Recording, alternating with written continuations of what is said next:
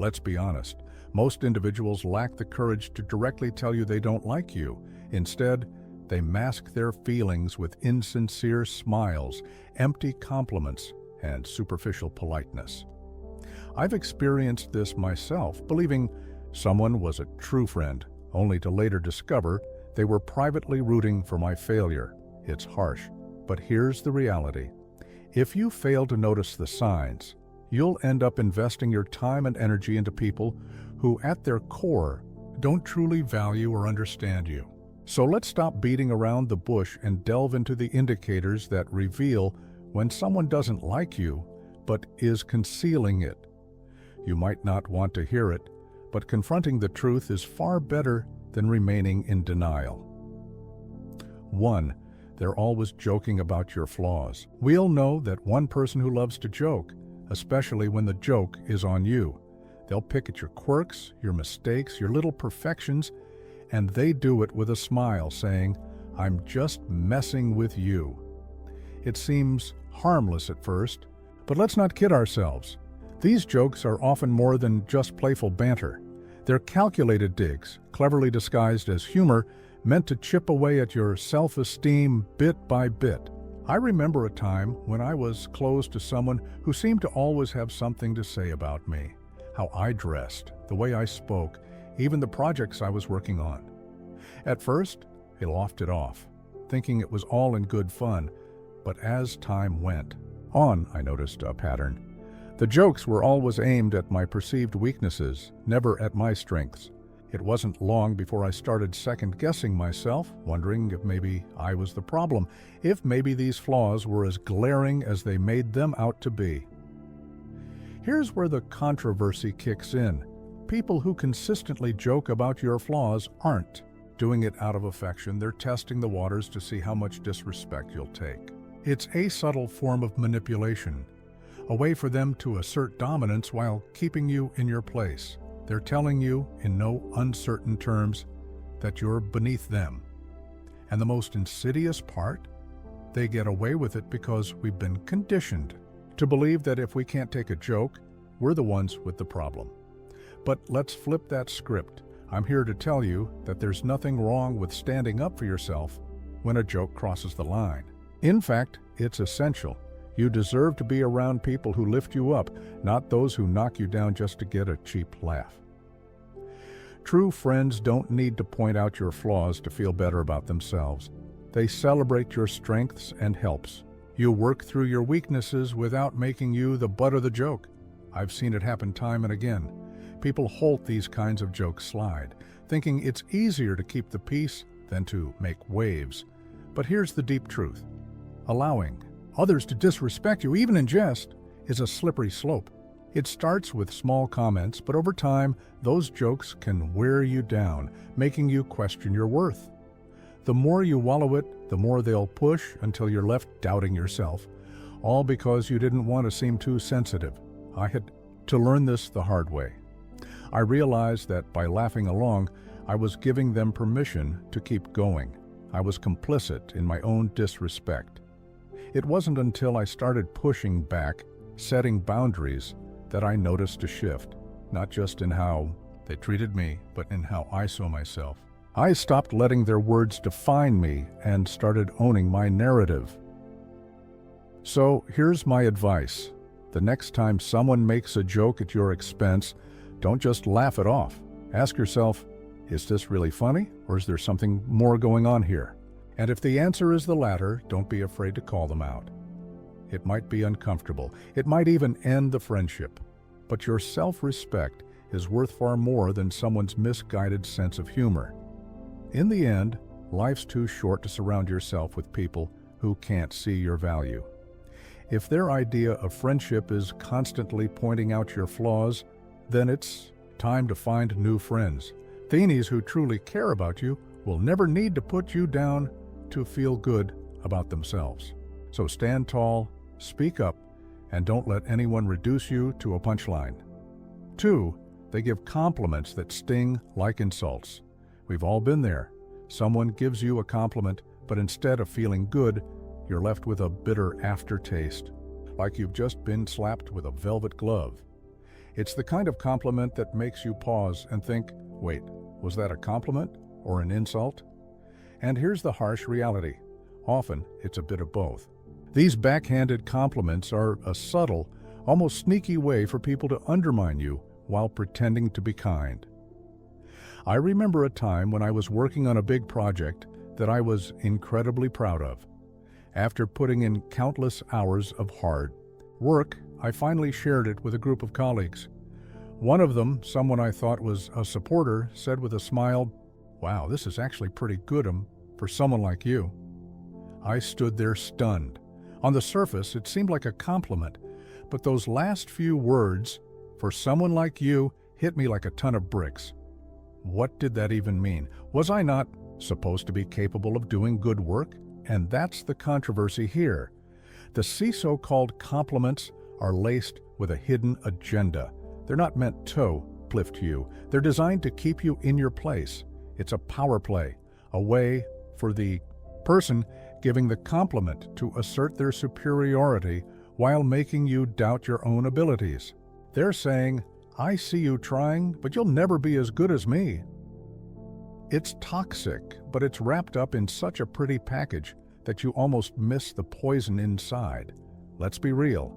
People who give backhanded compliments are often insecure themselves. They see your potential, your strengths, and it scares them. So they use these sly little digs to keep you second-guessing yourself to make sure you don't rise too high. It's like they're patting you on the back while holding you down with the other hand. And here's where it gets even more controversial. We've all done it at some point, maybe not intentionally, but we've all let our insecurities slip out in the form of a compliment that's meant to remind someone else of their place. But here's the deep message: you don't have to accept this disguised hostility. You have the power to reject it, to see it for what it really is, a reflection of their own insecurities, not a measure of your worth. When someone says, "You're smarter than you look," or "This is good considering you're new at this," you don't have to swallow it whole. Call it out for what it is, even if it makes things awkward, because if you don't, you're allowing them to dictate how you see yourself, and that's a power you should never hand over to anyone. I've learned to recognize these compliments for what they are, a mirror reflecting someone else's insecurities. And when you see it that way, it loses its sting. Instead of internalizing it, you can almost laugh it off because at the end of the day, their words say more about them than they ever will about you. So here's what I do now. When I receive a backhanded compliment, I don't let it slide. I'll respond with something like, "Thanks, but what do you mean by that?" It forces them to confront the insult hidden in their words, and more often than not, it puts them on the spot. They're suddenly aware that you're not playing their game, and it's amazing how quickly their tune changes. The takeaway: don't let anyone's veiled negativity define you, whether it's a well-meaning friend, a jealous colleague, or even a family member. Remember this: your worth isn't up for debate. Compliments should lift you up, not tear you down. If someone's words leave you questioning yourself, it's time to question their intentions instead. Life is too short to waste on people who can't genuinely celebrate your successes. Surround yourself with those who see your value and aren't afraid to let you know it without any strings attached. 3. They subtly exclude you from plans. It's the little things that sting the most, like realizing that your so-called friends accidentally forgot to invite you to that dinner, that party, or that weekend getaway. They'll swear it was an oversight, that it was a last-minute thing, or worse, they'll assume you were too busy anyway. But let's be real, these aren't accidents. This is social exclusion in its sneakiest form, and it's a clear sign that you're not as valued as you think. I've been on their receiving end of this too many times. I remember checking my phone one weekend and seeing pictures of a group of friends having a great time at an event I would have loved to attend. The kicker? Not a single person mentioned it to me beforehand. When I casually brought it up later, they were full of excuses. "Oh, we thought you were busy," or "It was such a last-minute plan." But deep down, I knew the truth. If they wanted me there, they would have made sure I knew about it. And here's where the controversy comes in. This kind of exclusion isn't just thoughtlessness, it's deliberate. It's a way of sending a message without saying a word. They don't want you there, but they don't have the guts to tell you to your face. Instead, they hope you'll just fade out of the group quietly without causing a scene. It's passive-aggressive and it's cowardly, but it's also incredibly common. People don't talk about this much because it's easier to pretend it's not happening. It's easier to swallow the excuses, to convince yourself that it really was just a mistake, rather than face the painful truth that you're being pushed out. But here's the thing, if you keep accepting those excuses, you're giving them permission to keep excluding you. You're letting them decide your place in their lives rather than taking control of your own narrative. I had to learn this the hard way. For a while I kept quiet, letting those accidental exclusions slide, hoping that maybe next time I'd be included. But then I realized that by staying silent, I was allowing myself to be treated as an afterthought. So I did something controversial. I started calling them out on it. I'd say, "Hey, I saw you guys went out last weekend. Why didn't anyone invite me?" It wasn't easy, and it definitely made things awkward. But it also forced them to confront their behavior. Guess what? The dynamics changed. Some people got defensive, others tried to make up for it. But the bottom line was clear. I wasn't going to let them exclude me without a fight. Here's the deep message. If people want you in their lives, they'll make the effort to include you, no matter how last minute the plan is. And if they don't, then it's time to rethink the value of those relationships. You deserve to be around people who don't make you feel like you're constantly chasing after their approval or their attention. True friends don't forget to invite you. They make sure you're there because they genuinely enjoy your company. So if you find yourself being subtly excluded from plans, don't just brush it off. Confront it, ask the hard questions, and be prepared for the answers, even if they're not what you want to hear. Because at the end of the day, it's better to know where you truly stand than to be left wondering why you were left out again. And remember, you're not a backup option. You're a priority. Surround yourself with people who treat you like one. 4. They're busy only when it comes to you. We've all heard it before. "I'm so busy these days, sorry I can't hang out." It's the perfect excuse after all. Who isn't busy? But what happens when you start noticing a pattern? They're always available for others, posting pictures of their outings, catching up with mutual friends. But when it comes to you, suddenly they're swamped. Here's the cold, hard truth. They're not too busy. They're just too busy for you. I've been in that frustrating situation more times than I care to admit. I remember reaching out to a friend I used to be close with, trying to set up a time to catch up. Every time I suggested something, they'd have an excuse. "I'm working late. I've got a lot on my plate. Maybe next week." Meanwhile, I'd see them hanging out with other people, having a great time, somehow always finding a way to make time for everyone except me. It took me longer than I'd like to admit to see the pattern. The message they were sending was loud and clear. I wasn't a priority in their life anymore. Here's where the controversy comes in. We've been conditioned to accept busy as a valid reason to be pushed aside. But let's be honest, people make time for what and who they care about. If they're constantly busy when it comes to you, it's not about their schedule, it's about their priorities. And that's a hard pill to swallow because it forces you to confront the reality that you might not be as important to them as they are to you. The harsh reality is that busy is often a polite way of saying, "I don't want to spend time with you." It's easier for them to blame it on their schedule than to admit that they're choosing not to include you in their life. It's a passive-aggressive way of keeping you at arm's length without having to deal with the confrontation that would come with telling you the truth. They want to keep you on the hook just in case, without actually investing in the relationship. I've been on both sides of this. There were times when I was the one making excuses because I didn't know how to tell someone that I'd outgrown the friendship. But being on the receiving end taught me a valuable lesson. It's better to be honest, even if it's uncomfortable, than to string someone along with excuses. When I finally called out my friend on always being busy, the conversation was awkward, but it was necessary. It gave me the clarity I needed to move on and invest my time and energy in relationships where I was valued. Here's the deep message: your time is precious, and so is your energy. Don't waste it on people who can't be bothered to make time for you. If someone is constantly too busy for you, it's time to reassess the relationship. You deserve to be around people who are excited to see you, who make an effort to include you in their lives, not just when it's convenient for them, but because they genuinely enjoy your company. It's important to recognize that people change, and so do relationships. Sometimes we hold on to people out of habit, nostalgia, or fear of being alone, even when they've clearly moved on. But there is strength in letting go, in acknowledging that you deserve more than someone's leftover time. It's not about being needy or demanding. It's about valuing yourself enough to walk away from those who don't value you. 5. They avoid physical contact like the plague.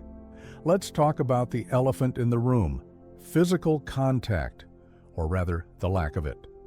We're not just talking about romantic relationships here. Physical contact is a basic human interaction, a way of connecting and building trust. So, what does it mean when someone goes out of their way to avoid even the most casual touch? The answer isn't pretty. They're sending a clear signal that they're uncomfortable around you, and it's time to pay attention. I once had a colleague who seemed to recoil every time I reached out for a handshake or a friendly pat on the back. At first, I thought I was imagining things, but then I noticed it wasn't just me. They were warm and tactile with everyone else, but when it came to me, it was like I had the plague. It wasn't long before I realized that their avoidance of physical contact was more than just a quirk. It was a deliberate effort to keep me at a distance. Here's the controversial part. Physical contact is a natural part of human interaction, and when someone consistently avoids it, they're communicating a lack of comfort or connection. Sure, some people just aren't touchy-feely, and that's okay. But when it's selective, when they're fine hugging others but stiffen up around you, it's a red flag that something's off. They might not dislike you enough to say it outright, but their body language is doing all the talking. And let's be honest, we've all been there on both sides of the equation. Maybe you've avoided a handshake or leaned back when someone got too close because you just weren't feeling the vibe. Or maybe you've been on the receiving end, wondering why someone always seems to flinch when you're around. It's uncomfortable, it's awkward, and it's often a sign that the relationship isn't as strong as you'd like to think. But here's the deeper truth. Physical contact is a fundamental part of human connection. It's how we show trust, warmth, and empathy. When someone avoids it with you, they're not just avoiding touch, they're avoiding closeness, intimacy, and vulnerability. They're keeping you at arm's length, literally and figuratively, and that's a clear indication that there's an underlying issue in the relationship. I've learned to pay attention to these cues, even when it's hard to admit what they mean. There was a time when I ignored the signs, convincing myself that someone's reluctance to get close was just a personality trait. But the more I reflected on it, the more I realized that it was about me and our relationship. When I finally confronted the situation, it led to some tough conversations and, in some cases, the end of the relationship. But it also freed me from the frustration of wondering why things felt off. So here's the deep message. Don't ignore the signs when someone avoids physical contact with you. It's more than just a preference. It's a statement about their level of comfort and connection with you. If you notice this pattern, don't be afraid to address it. It might lead to a deeper understanding, or it might reveal that the relationship isn't as solid as you thought. Either way, it's better to confront the truth than to live in denial. And remember, you deserve relationships where physical contact isn't something to be avoided, but something that happens naturally and comfortably. Whether it's a friendly hug, a handshake, or just sitting close without feeling awkward. These small gestures build trust and connection. If someone consistently avoids them, it's a sign that something's not right. Don't be afraid to ask the tough questions, and if necessary, make the tough decisions. Life's too short to be surrounded by people who keep you at a distance, literally and figuratively. 6. They disappear when you need support. Let's get real. Nothing reveals the true nature of a relationship like a crisis. When the going gets tough, you find out who your real friends are. So what does it say about someone when they vanish the moment you need them the most? It's not just a sign of flakiness. It's a neon warning that they're not as invested in you as you might have thought. And let's face it, when someone pulls a disappearing act during your darkest hours, it's not just hurtful, it's a betrayal. I learned this the hard way during a particularly rough patch in my life. I was dealing with a major personal issue, something that really shook me to my core. Naturally, I turned to the people I considered close friends, expecting some level of support, even if it was just a text or a quick call. But guess what? Crickets. The people I thought would be there for me suddenly had every excuse in the book. I'm so swamped at work. Sorry, I'm just really busy right now. I'll check in with you later. Spoiler alert, they never did. Here's where it gets controversial. People love to talk about how they'll always be there for you, but when push comes to shove, many of them are only around for the good times. They'll party with you, laugh with you, and enjoy the high points of your life. But the minute things get real, they're nowhere to be found. It's easier for them to ghost you than to deal with your pain or discomfort. They don't want to be dragged into your problems because deep down, they don't care enough to be there when it counts. And let's be brutally honest. True support isn't about convenience. It's about being there when it's hard, when it's uncomfortable, and when it's the last thing you want to do. The people who disappear when you need them most aren't just being inconsiderate. They're showing you exactly where you stand in their life. They're saying, without words, your problems aren't worth my time. I remember feeling absolutely gutted when I realized that the people I'd been there for in the past, during their breakups, their family dramas, their career setbacks, couldn't be bothered to return the favor. It was a wake-up call, and not a pleasant one.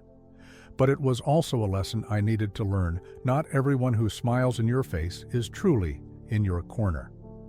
Here's the deep message. Support is the foundation of any meaningful relationship. It's easy to be around when everything's going well.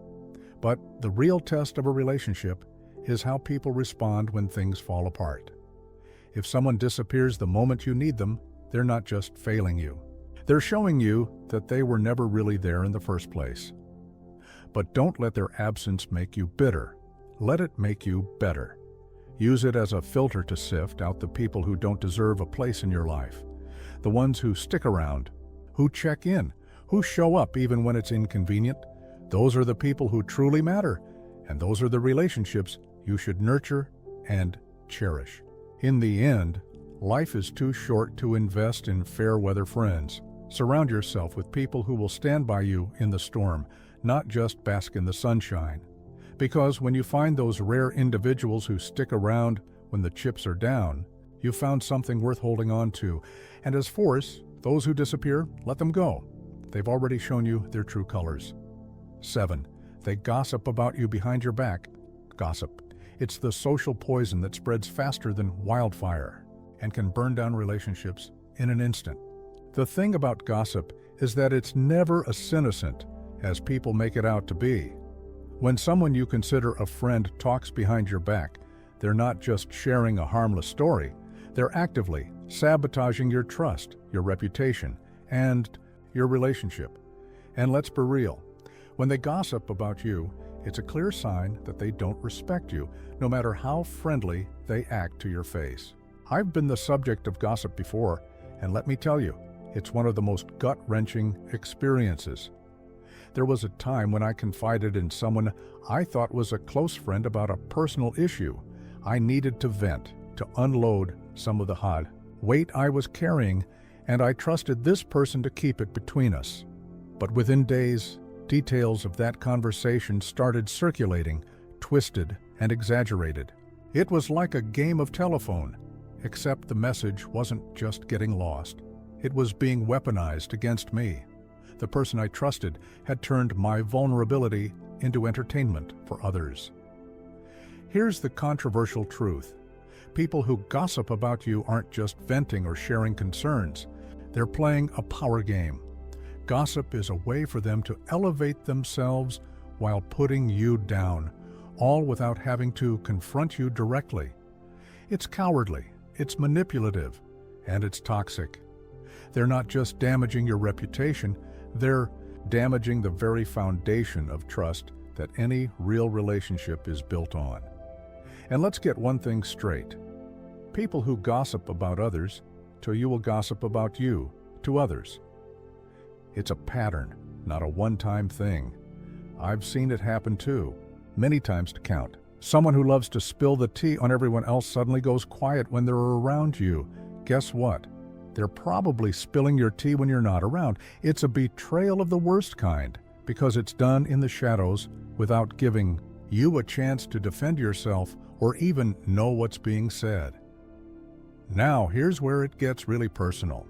I remember confronting the friend who gossiped about me, expecting some sort of apology or at least an explanation. Instead, they acted like it was no big deal, brushing it off as just a bit of harmless talk. But here's the thing.